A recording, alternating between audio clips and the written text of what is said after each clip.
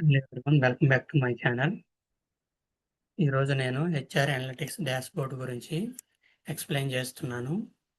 So ఈ HR analytic dashboard అనేది ఏం చేస్తుందంటే, సో కంపెనీలో ఎంతమంది ఎంప్లాయీస్ ఉన్నారు, ఏ అట్రిషన్ ఎంత జరిగింది, ఏ అట్రిషన్ రేట్ ఎంత, ప్రస్తుతం ఇప్పుడు కంపెనీలో ఎంతమంది యాక్టివ్ ఎంప్లాయీస్ ఉన్నారు, వాళ్ళ యావరేజ్ ఏజ్ ఏంది, ఎడ్యుకేషన్ వైజ్గా కంపెనీ నుండి లీవ్ అయిన వాళ్ళు ఎంతమంది, సో ఏజ్ గ్రూప్ వైజ్గా అట్రిషన్ రేట్ జరిగితే ఎంతమంది ఉన్నారని ఈ డాష్బోర్డ్ అనేది చూపిస్తుంది. సో కంపెనీలో మొత్తం ఓవరాల్ ఎంప్లాయీస్ 1470 మంది. సో అట్రిషన్ 237, అంటే కంపెనీ నుండి లీవ్ అయిన వాళ్ళు 237 మంది. సో అట్రిషన్ రేటు అంటే 16% మంది కంపెనీ నుండి లీవ్ అయ్యారు. అంటే 100 మంది ఎంప్లాయీస్ ఉంటే దాంట్లో 16% మంది కంపెనీ నుండి లీవ్ అయ్యారు. సో యాక్టివ్ ఎంప్లాయీస్ అంటే ప్రస్తుతం కంపెనీలో ఉన్న ఎంప్లాయీస్ 233 మంది. సో కంపెనీలో 233 మంది ఎంప్లాయీస్ ఉన్నారు. సో వాళ్ళ యావరేజ్ ఏజ్ వచ్చి 37 మంది.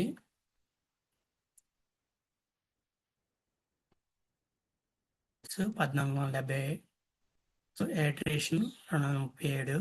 సో అంటే కంపెనీ నుండి లీవ్ అయిన వాళ్ళు 237. So attrition rate 16%.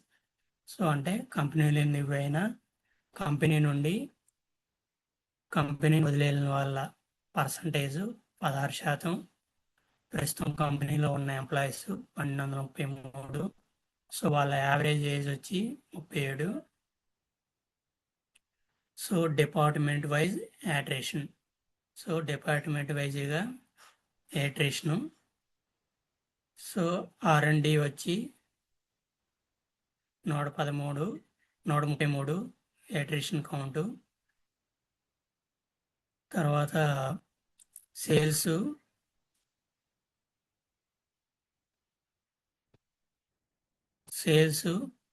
Attrition count 92.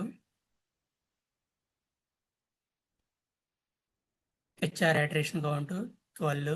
So percentage వైజ్గా చూస్తే R&D అనేది 56%, and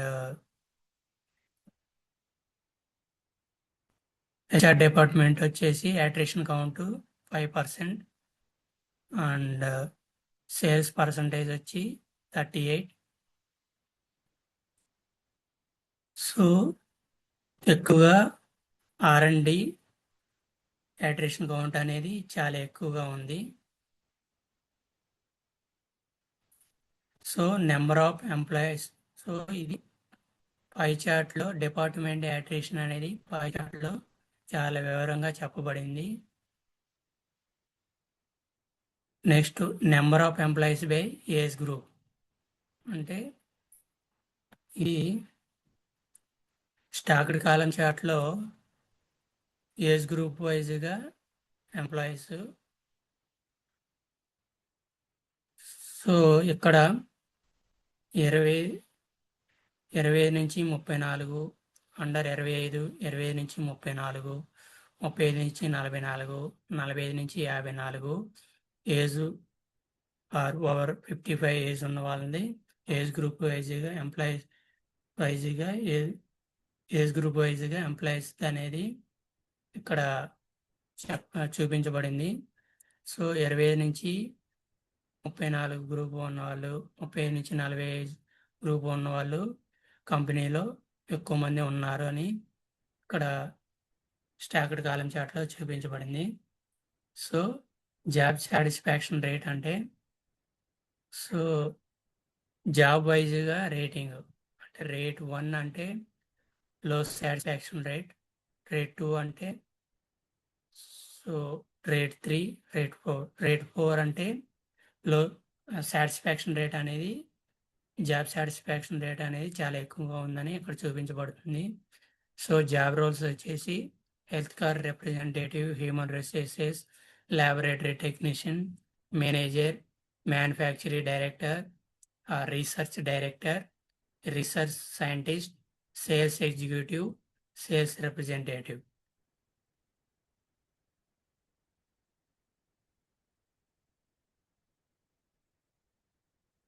so next education field wise attrition. Education field wise attrition అనేది స్టాక్డ్ కాలం చార్ట్లో చూపించబడింది, స్టాక్డ్ బార్ చార్ట్లో. సో ఇక్కడ లైఫ్ సైన్సెస్ వాళ్ళు 89 మంది ఉన్నారు.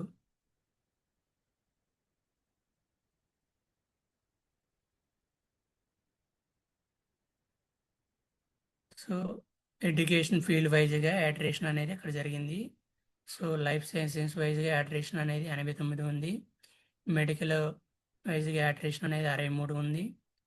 మార్కెటింగ్ వైజ్గా యాట్రేషన్ అనేది 35 ఉంది. టెక్నికల్ డిగ్రీ వైజ్గా యాట్రేషన్ అనేది 32 ఉంది. అదర్ 11 ఉన్నారు. హ్యూమన్ రిసోర్సెస్ 7 ఉన్నారు.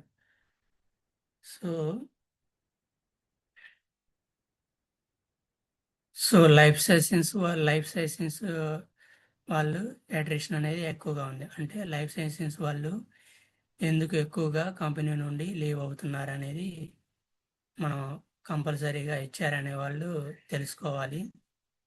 సో చాలా తక్కువగా కంపెనీ నుండి లీవ్ అయిన వాళ్ళు అంటే హ్యూమన్ రిసోర్సెస్ వాళ్ళు. సో మెడికల్ ఎడ్యుకేషన్ వాళ్ళు కూడా 63 మంది కంపెనీ నుండి లీవ్ అయ్యారు. సో ఇది ఎందుకనేది హెచ్ఆర్ టీమ్ మేనేజ్మెంట్ అనేది దీని గురించి డిస్కషన్ చేయటం అనేది చాలా ఇంపార్టెంట్. సో నెక్స్ట్ వచ్చేసి attrition rate by gender for different age group. Different age group వాళ్ళు అట్రిషన్ రేట్ అనేది ఎలా జరిగింది అనేది ఇక్కడ పై చార్ట్లో వివరంగా చూపించబడింది.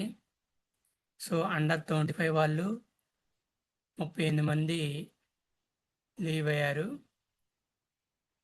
25 నుంచి అండర్ 25 ఏజ్ ఉన్న వాళ్ళు 38 మంది ఉన్నారు. 25 నుంచి 34 మంది అట్రిషన్ రేట్ అనేది 112 మంది ఉన్నారు. 35 నుంచి 44 కంపెనీ నుండి లీవ్ అయిన వాళ్ళు 51 మంది ఉన్నారు. 45 నుంచి 54 ఏజ్ గ్రూప్ ఉన్న వాళ్ళు 25 మంది కంపెనీ నుండి వెళ్ళిపోయారు. ఏవో 55 ఏజ్ ఉన్న వాళ్ళు 11 మంది కంపెనీ నుండి లీవ్ అయ్యారు.